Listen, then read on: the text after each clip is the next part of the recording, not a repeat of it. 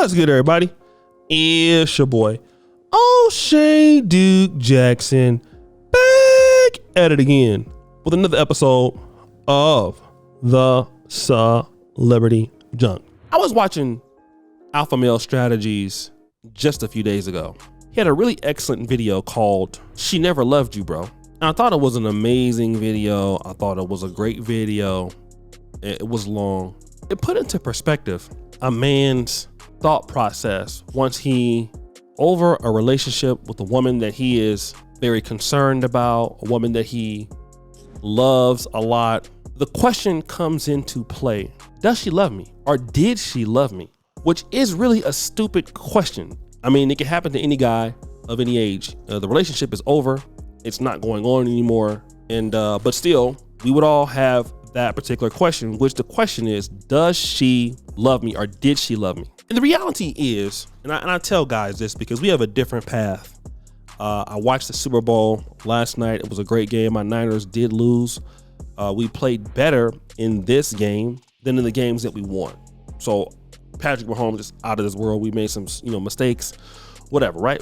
But what I have noticed for a guy like Mahomes, who when I saw him when he was a rookie, he wasn't really so good. Second year, he was okay. But, when you see his progress, man, I mean, it's just amazing where he is now. A lot of the players that we see, like Brandon Ayuk on the Niners, you look at his progress, it's like, wow, it took work to get there from where he was, okay? Any man that is any good at anything that he does in life, we understand it has taken a level of progress for you to get there, okay?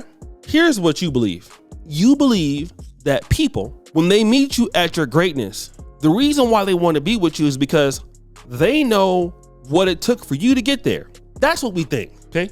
We think that, wow, of course she wants to be with me. I mean, man, look at how solid and thorough I am. Here's the case, bro. You wasn't solid and thorough. If you wasn't there right now, she would not want you. She's dealing with you where you are now. She wouldn't have wanted you when you were nothing. Just like these athletes, when they were nothing and they were not good, nobody wanted them. No NFL franchise wanted them. And most of the girls they have now would not want them. But that's what we feel, because we've been in this body and we know how much work we've done over the years. So we feel like people can appreciate us, and they don't. They don't. Okay. So what happens is a lot of guys get their heart broke when let's say, for an example, the girlfriend or wife you used to have. It's not uncommon for a very high earning, successful man see his woman go back to somebody or ex-girlfriend that is somebody completely less than him. A guy who's in comparison to you, a complete loser, a nobody, right? It is very, very, very hard to deal with that. But it happens because the lady never really knew you at the level in which you were growing. She's dealing with you from where you at and what you can deal from her. And then once she can't get what she wants from you, the next best thing is probably also okay. I have an example of that, and I want to talk about that later, but let me talk about Young Miami. Young Miami is back with Southside. Now, brother Southside, I don't have an issue with the brother. He looks like somebody I do not want to deal with in the dark alley. So I'm not here to offend the young brother. He's doing his thing. He's a great producer. But we can all say that he is not Diddy. He doesn't have the pull that Diddy has or had, okay? But now that Diddy is no longer viable, who does she go back to? Somebody that is not even serious. A guy we would say is not serious in comparison to the person. Many of you have done this. Many of you have gotten married. You have a beautiful wife or a beautiful ex-wife, didn't work out. Then the next person she gets into a relationship with, you find out, you get wind of, and it's a guy that's nowhere near you. It was the same thing with Jeff Bezos' ex-wife and her new husband, Dan JT, who's a teacher.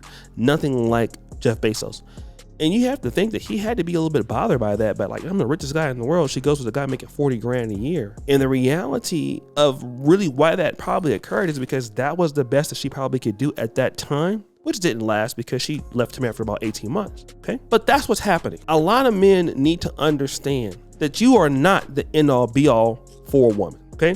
You think that you're important. You think that you are great. You think that you have a lot to offer, and maybe you do. But don't be surprised when a woman can clearly move on to somebody else that don't got what you got, and she could make another guy pay a lot less to be with her. The real reason is, and this is unfortunate for a lot of guys who are successful, you pay a higher price than the guy who don't have anything. Okay, that's something that you need to understand. A lot of you guys are if she's not that attracted to you, if you're that much older, you're gonna pay a higher price to deal with her. Okay, the person that's really more at her level that she can accept, she'll take that too, for whatever other reasons it could be. And chicks typically have no problem with dealing with guys from their past. So if the guy was not doing very well, she left the guy for you, she completely ditches this guy, which happens.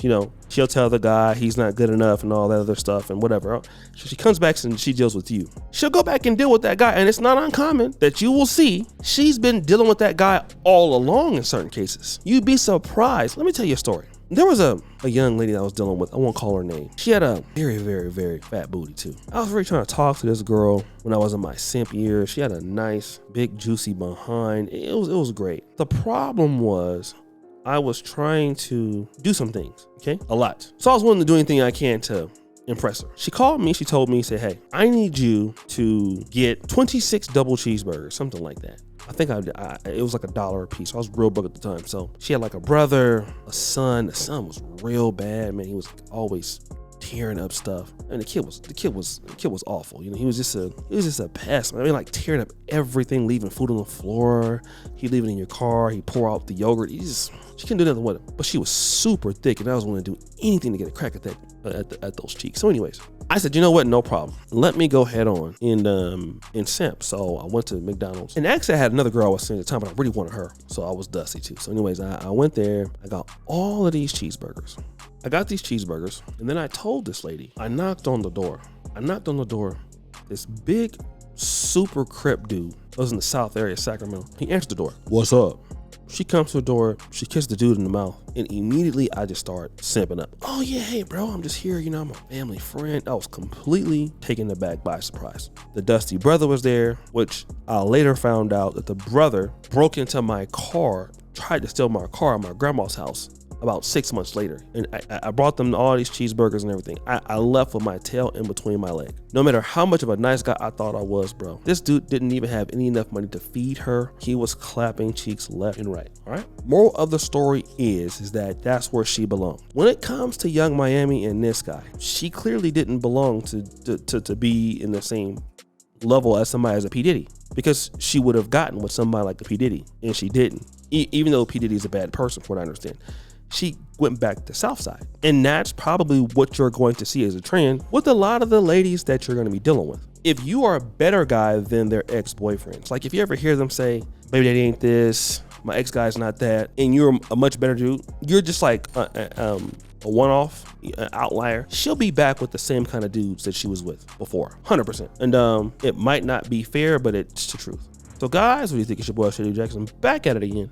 Another episode of Celebrity Drunk. Reach your fire, you just heard the bell. We're out.